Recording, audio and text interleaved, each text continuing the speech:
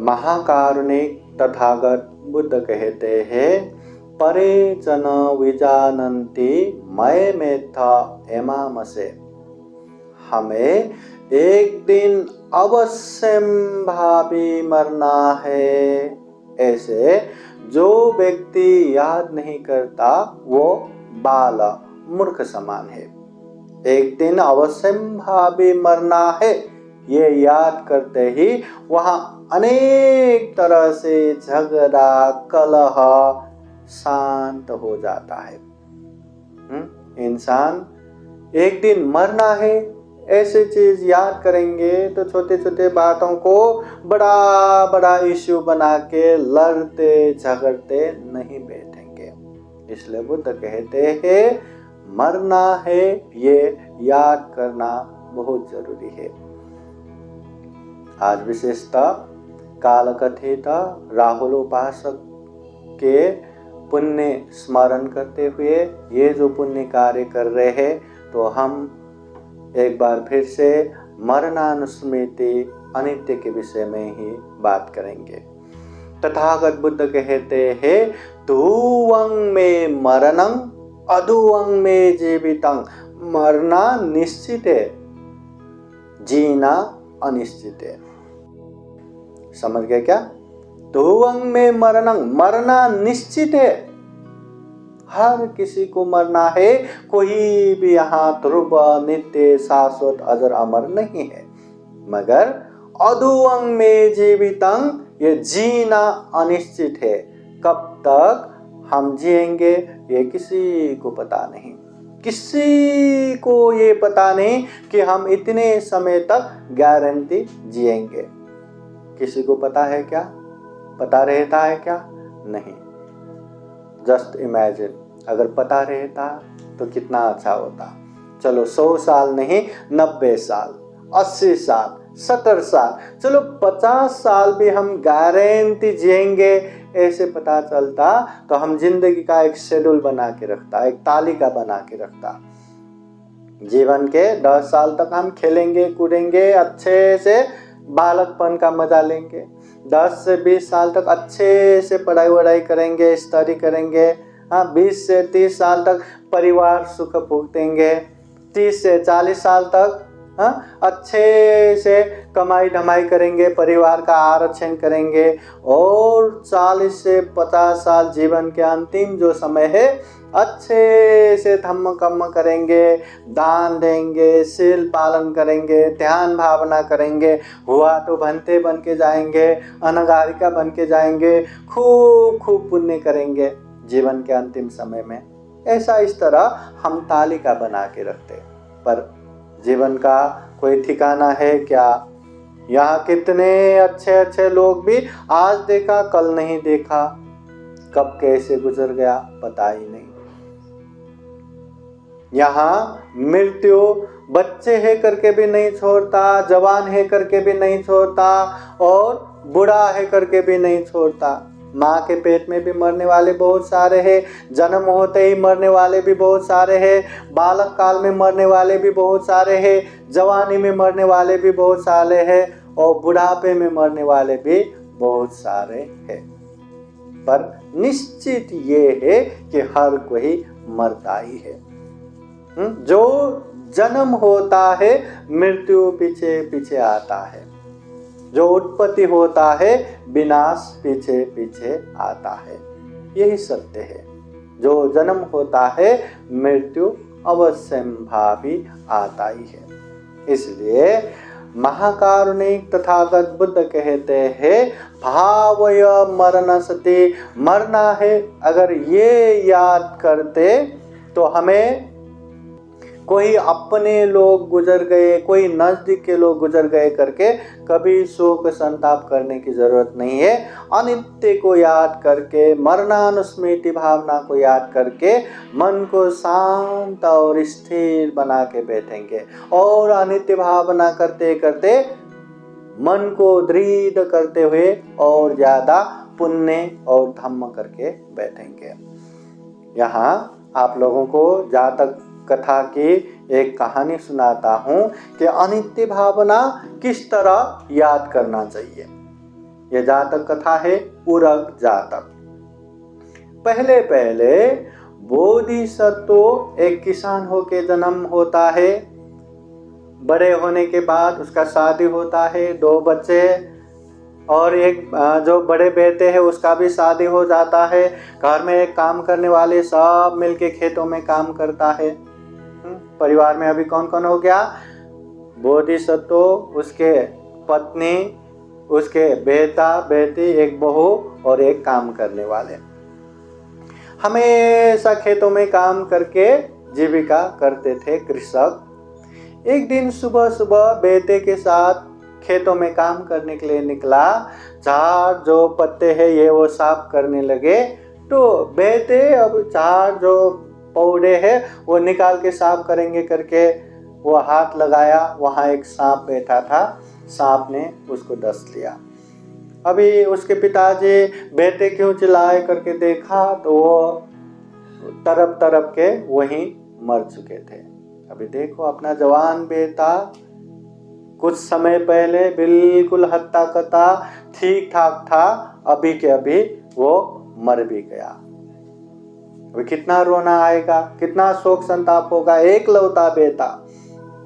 फिर भी वो बोधिसत्व रोया नहीं, बस अनित्य भावना करता रहा, मरणानुस्मृति भावना करता रहा। जिस तरह कुछ समय तक मेरे बेटे सही सलामत थे, अभी गुजर गए, मेरा भी यही हालत होना है।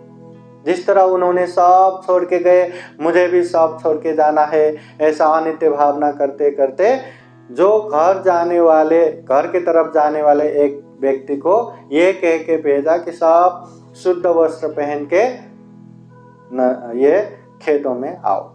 तो घर में ये संदेशा आते ही सबके मन में कुछ तो हो गया, कुछ तो नहीं हो गया करके थोड़ा डर जैसा लगा, और सब लोग तैयारी के साथ वहाँ गया। तो देखते हैं सुबह सुबह सही सलामत गए हुए बेटे या उसके पति या उसके भाई वहाँ मरा हुआ। अभी कितना दुख शोक होता होगा। फिर भी हमेशा बोधिसत्व परिवार के हर सदस्य को मरना है याद करो, मरना याद करके अच्छे ही करो, बुरा मत करो, हर दिन ये उपदेश देता था।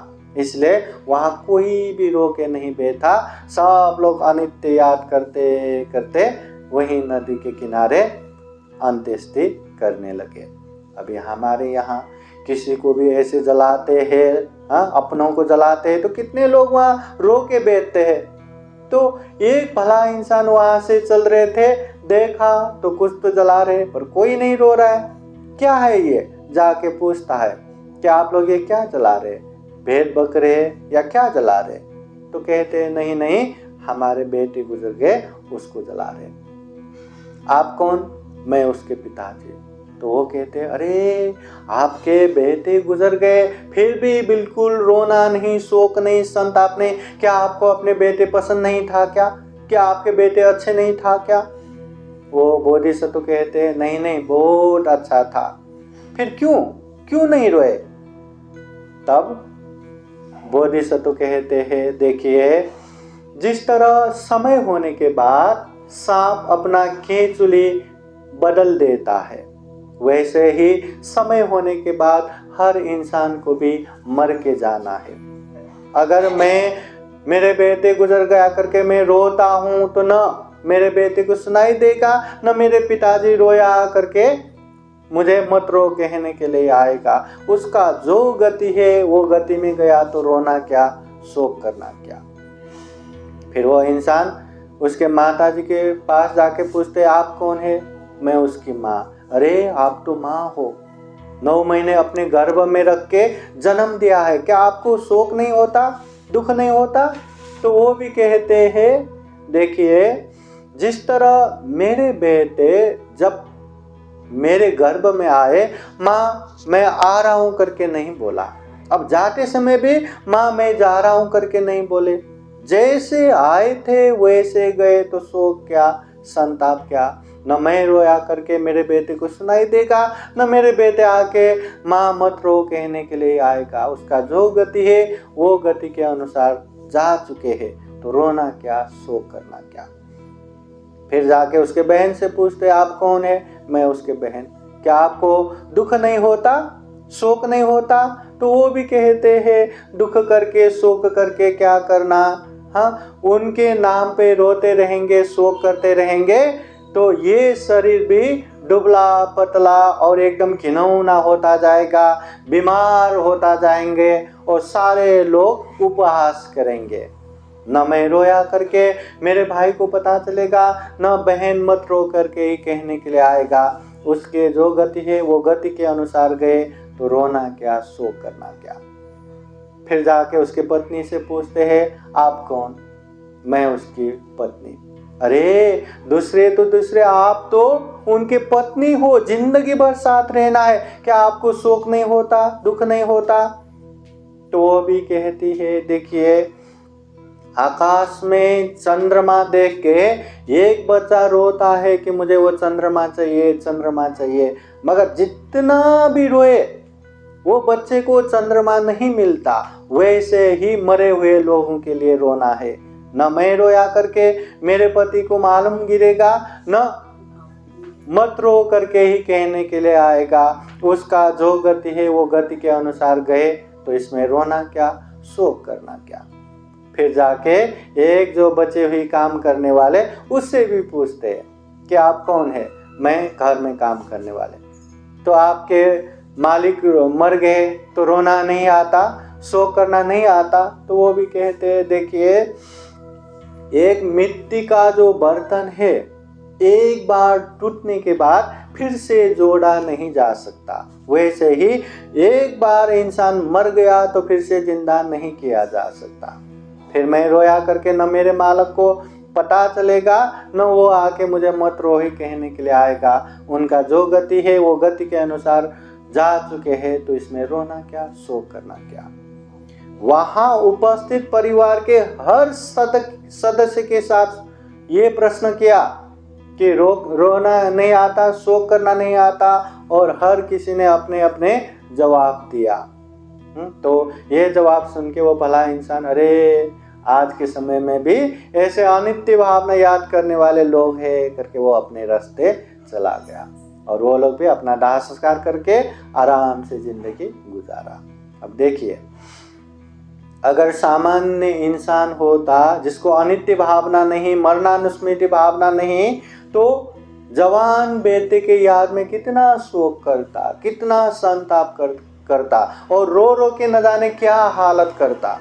यहाँ बहुत सारे लोग हैं ना, रो रो के किसी का आंखें गए, किसी का मतलब स्मृति गए, कोई कितना क्या हो गया, बीमारी ये वो। अगर अनित्य भावना याद नहीं करते तो वैसा ही होता। जो अनित्य भावना करता है, जो मरणानुस्मृति भावना करता है, वो ही ऐसे शांति से ले सकेंगे, शांत स्थिर हो सकेंगे। साधु साधु साधु। बुद्धं नमामि, बुद्ध को नमन करता हूँ। धम्मं नमामि, धम्म को नमन करता हूँ। संघं नमामि, संघ को नमन करता हूँ।